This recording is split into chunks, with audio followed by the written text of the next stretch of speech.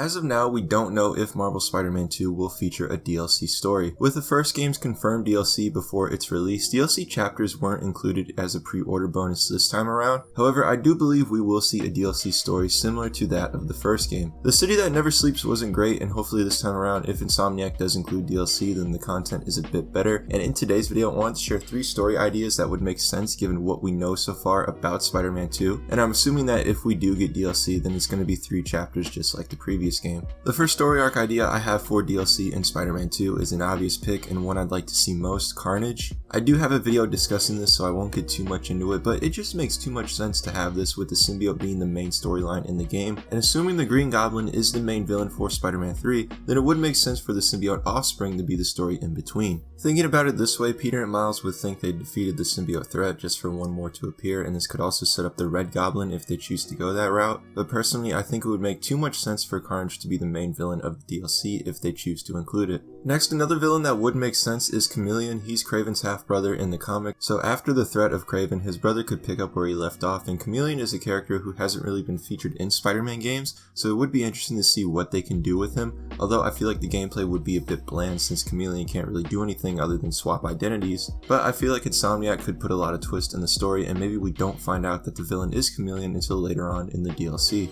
Finally, this is one that was set up in the first game's DLC, but I'm unsure if the story will be put on the back burner until this game's DLC, and that is Yuri Watanabe, who becomes Wraith. Wraith was teased in the gameplay reveal for Spider-Man 2, and this may be her in the story trailer, so I assume she will be playing some part in the main game story, but it would be interesting to tie the 2 games' DLCs together and have her be the main villain for Spider-Man 2's DLC. Of the 3 I mentioned in the video, I think she's the most unlikely due to her inclusion in the story trailers, but you never know, and regardless, I think this game will have a good story if the DLC is to be included. So let me know what you all think. What would you like to see in Marvel Spider-Man 2's DLC? Let me know in the comments below. Thanks for watching. Be sure to subscribe, follow my social medias, hit that like button, and I'll see you guys again in my next video.